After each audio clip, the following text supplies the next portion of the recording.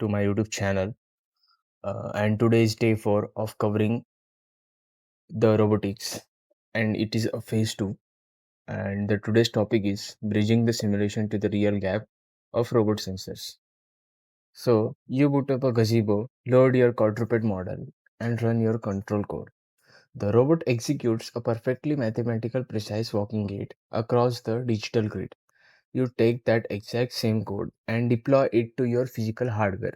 The robot immediately loses its balance and collapses onto the concrete. You can spend weeks optimizing a SLAM algorithm or tuning a balance control in a simulation, only to watch it break on a day one of the hardware testing. The failure occurs because perception algorithms rigorously optimize for the specific characteristics of the data they process during testing.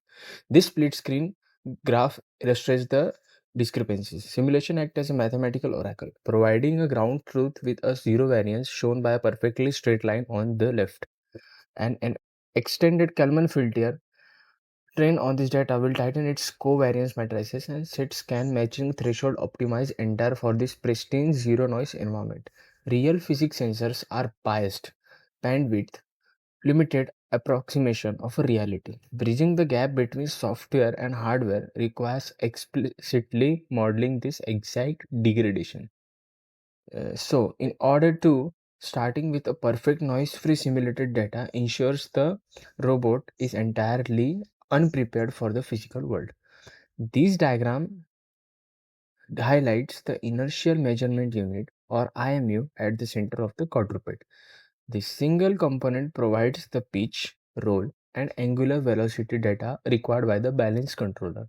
Inside an accelerometer measures a specific force. Because this measurement includes the upward push of the ground, gravity must be continuously mathematically subtracted based on the robot's current orientation to isolate true body acceleration. Alongside it, a gyroscope measures angular velocity, tracking the precise radian per second pitch of the body during the walking cycle. In reality, both of these measurements are subject to additive Gaussian white noise, creating random samples to sample variation on every single reading. This chart shows constant sensor bias. Even when a physical sensor is entirely stationary, it outputs a persistent non-zero value, in this case 0.02 radians per second. Left unmodeled, even a tiny baseline reading of a 0.001 radians per second will integrate continuously over a standard 30-second operation period. That integration geometrically expands, accumulating into a massive 1.7 degree heading error compound. This is a random walk bias drift. The baseline bias value itself slowly wanders over time, rendering any zero-state calibration done at a startup entirely inaccurate minutes later. If the simulations filter is not explicitly coded to manage and survive this integrated drift, the controller will endlessly attempt to stabilize the robot against the physical forces that do not exist. For spatial awareness, the SLAM stack relies heavily on a 2D laser scanner to generate maps of surrounding environments. This top-down view shows the LiDAR's time of flight mechanism. The sensor calculates distance based on the exact time it takes for an emitted laser pulse to strike surface, and however, when those pulses strike transparent surfaces like glass, they pass entirely through the material, generating no return signal. Similarly, when they strike dark absorbent material like matte foam, the light terminates on the contact and fails to bounce back. Material properties and shallow incidence angles routinely produce an invalid reading rate of 10 to 30% in physical environments. Replicating this in a software requires a dedicated preprocessor node injected into the simulation architecture, mathematically forcing the system to drop data and clamp ranges. Now, treating the LiDAR as an omniscient scanner in a simulation guarantees the SLAM algorithm will confidently pilot the physical robot directly into the glass door or a dark obstacle. Simulated cameras default to infinite focus, perfect static resolution, and instant shutter speeds. Hardware encounters kinematic motion blur generated entirely by the physical hit levels the sensor during a single frame capture. Inexpensive physical lenses, OLSCM, introduce a distortion, mapping edge pixels to incorrect world coordinates and breaking the molecular depth quiz.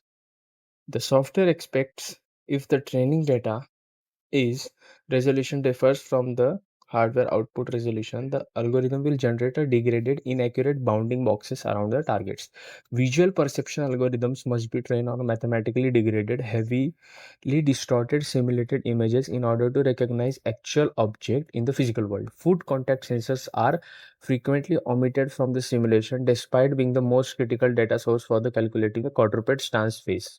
Attempting to infer when a foot touches the ground by analyzing joint position and servo currents fail immediately when the robot encounters uneven, unpredictable terrain.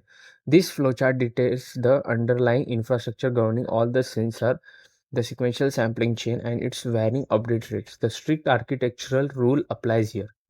The simulation's update rate must mathematically equal or exceed the physical hardware's polling rate. Simulating an IMU at 10 Hz, then deploying the physical hardware at 200 Hz introduces a mathematical error. Higher hardware sampling rates average out noise differently. This mismatch alters the statistical profile the covariance matrix expects to process even with the highly accurate noise models. And asynchronous update rates will silently corrupt the statistical expectation of the entire control algorithm.